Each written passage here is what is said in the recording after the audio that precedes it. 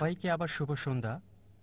এটা সত্যি মুগ্ধ করেছে আপনার আলোচনার পর পবিত্র কোরআনে কত বিজ্ঞানের বিষয় রয়েছে। তবে অধিকাংশ উদাহরণ যেগুলো কোরআন থেকে দিয়েছেন সেটা বোঝা খুবই কঠিন। যেগুলো কোরআন বলছে ওই সকল নির্দিষ্ট বিষয় বিজ্ঞান আবিষ্কারের আগে, যেমন ধরুন আপনি বললেন কোরআন বলছে মধুতে মানুষের জন্য আরোগ্য রয়েছে। আপনি বললেন না আর এ ব্যাপারে এটা হতেও পারে, যেমন কেউ যদি আক্রান্ত হয় কোনো গাছের বিষে ওই গাছের মধু দিতে হবে। আর এই মধুর এই মধুর ব্যবহারের কথা সর্বশক্তিমান পবিত্র গ্রন্থে বলেছেন। এই বিষয়গুলো বোঝা গেল বিজ্ঞানের আসল আবিষ্কারের পর। তাই আমাকে বলবেন কি যা পরবর্তীতে কোরআন থেকে বিজ্ঞান আবিষ্কার করবে বা আবিষ্কার করা হবে? ভাই একটা সুন্দর প্রশ্ন করলেন যে পরোক্ষভাবে বলা বিজ্ঞানের অনেক কিছুই আমি উল্লেখ করেছি আর সবগুলো ইতিমধ্যে আবিষ্কারও হয়ে গেছে। তাই বিজ্ঞানের আবিষ্কারের পর সে ব্যাপারে কোরআন বললে লাভটা কি? কিছু একটা বলেন যা বিজ্ঞান আবিষ্কার করেনি। ভাই এ কারণে আরবরা জ্যোতির্বিদ্যায় উন্নতি করেছিল। কেন? কারণ তারা কোরআন পড়েছিল। কোরআনে জ্যোতির্বিদ্যার অনেক তথ্যই রয়েছে। তাই তারা কোরআন পড়ল, চেষ্টা চালালো, অনুসন্ধান করলো, আরো বেশি গবেষণা করলো। এভাবেই তারা জানতে পারলো। কোরআন হচ্ছে টেলিগ্রাফিক বার্তা। দেখেন বিজ্ঞানের বই শুধু একটা বিষয়, চিকিৎসার একটা বিষয় অনেক বই দরকার। আর এইভাবে এই কোরআনের ব্যাপারে বলা যায় অধিকাংশ মানুষ কোরআন পড়তে চায় না। ও এত বড় বই। তাই যদি আল্লাহ বিস্তারিত বলতেন বড় বিল্ডিং এর প্রয়োজন হতো। কোরআনের এই বার্তা রাখার জন্য হাজার হাজার বিল্ডিং এর প্রয়োজন হতো। কোরআন টেলিগ্রাফিক বার্তা। এই টেলিগ্রাফিক বার্তায় অনেক মুসলিম কোরআন পড়ে আর বিজ্ঞানে উন্নতি করে। এজন্যই অতীতের ইতিহাস যদি দেখেন মুসলিমরা এগিয়ে ছিল বিজ্ঞান ও প্রযুক্তিতে। হয়তো বলবেন অতীত ভুলে যান, বর্তমানের ব্যাপারে বলেন।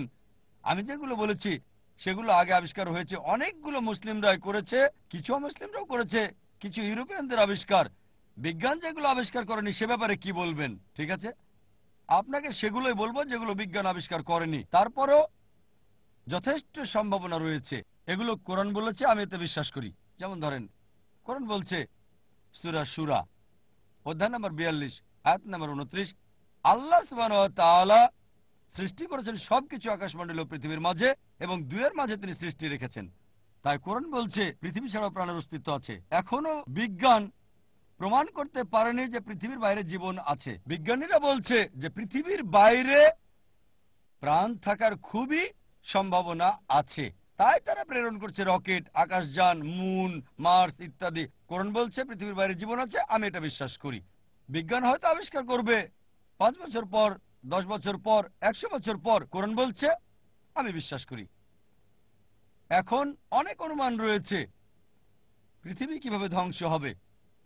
বলছে যে সূর্য বড় হবে, পৃথিবী ধ্বংস হয়ে যাবে, পর্বত ভেঙে পড়বে, পর্বতগুলো চূর্ণ হয়ে যাবে, সমুদ্র ফুলে উঠবে, পৃথিবী অন্ধকার হয়ে যাবে। অনেক কল্পনা।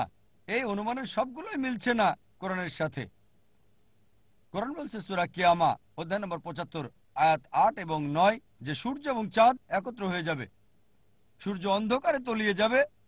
যদি পড়েন সূরা তাকবীর অধ্যায় নম্বর 81 আয়াত নম্বর 1, 2, 3 বলা হয়েছে তারাগুলো ঝরে যাবে, আলো থাকবে না, পর্বতগুলো ভেঙে চূর্ণ হয়ে যাবে, সমুদ্র ফুলে উঠবে।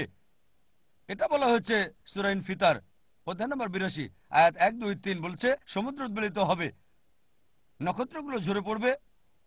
অনেক অনুমানের সাথে মিল আছে, তবে কোরআন বলছে আমি বিশ্বাস করি। কোরআন আরো বলছে সূরা আম্বিয়া অধ্যায় নম্বর 21 আয়াত নম্বর 104 আমি এইসব সৃষ্টি করেছি, আমি ধ্বংস করব আবার নতুন সৃষ্টি করব। বিজ্ঞান এখন আবিষ্কার করতে পারেনি। কোরআন বলছে মৃত্যুর পরের জীবনের কথা, বিজ্ঞান এখনো প্রমাণ করতে পারেনি। কোরআন জান্নাত জাহান্নামের কথা বলেছে, বিজ্ঞান প্রমাণ করতে পারছে না। কোরআন জিন সম্পর্কে বলছে, আর মনোবিজ্ঞানীরা ভর করা শক্তির কথা বলে। কিছু লোক আছে যারা জিন বশ করে, কোরআন সে ব্যাপারে বলেছে। কোরআন বলছে পৃথিবীর প্রথম মানুষ আদম আলাইহিস সালাম, বিজ্ঞান প্রমাণ করতে পারেনি, এটা সম্ভাবনা আছে, হয়তো পারবে। এখন হয়তো বলবেন যে ভাই জাকির এমন সুন্দর আলোচনা করলেন বিজ্ঞান এবং প্রযুক্তির উপর শতভাগ প্রমাণ দিয়ে, মৃত্যুর পরের জীবনকে আপনি বিশ্বাস করেন? জিনে কি বিশ্বাস করেন? জান্নাত জাহান্নাম বিশ্বাস করেন? আপনি তো ডাক্তার, এগুলো কি অবৈজ্ঞানিক নয়? আমি বলবো না, আমি বিশ্বাস করি আর এগুলো বিজ্ঞানসম্মত। ধরেন কোরআন যা বলেছে তার 80 ভাগ 100% প্রমাণিত হয়েছে সঠিক। জ্যোতির্বিদ্যা সম্পর্কে বলেছে, ভূতত্ত্ব নিয়ে বলেছে, প্রাণীচক্র, সমুদ্র বিজ্ঞান, উদ্ভিদবিদ্যা, প্রাণীবিদ্যা, জীববিদ্যা ইত্যাদি নিয়ে কোরআন বলেছে 80 ভাগ 100% প্রমাণিত হয়েছে যে সঠিক, বাকি 20 ভাগ এখনো অজানা, যাচাই করা হয়নি, প্রমাণ করতে পারেনি, ভুলও না সঠিকও না। এখন 1%ও এই বাকি 20 ভাগের ভুল প্রমাণিত হয়নি। কোরআনে একটা এত নেই যা আধুনিক বিজ্ঞান ভুল প্রমাণ করবে।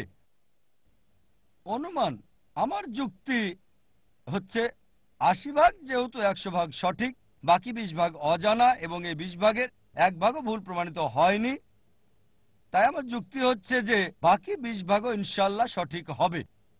আজ না হলে কাল হবে, 50 বছর পর, 100 বছর পর, 1000 বছর পর, আল্লাহ মালুম, আল্লাহ জানেন। মৃত্যুর পরের জীবন প্রমাণিত হবে, প্রমাণিত হবে জিন, প্রমাণিত হবে জাহান্নাম, জান্নাত প্রমাণিত হবে, ইত্যাদি ইত্যাদি। আরেকটা লেকচার দিতে পারবো আমি, যেগুলো বিজ্ঞান প্রমাণ করেনি এখনো, ইনশাআল্লাহ তা প্রমাণিত হবে। আশা করি উত্তরটা পেয়েছেন। ধন্যবাদ।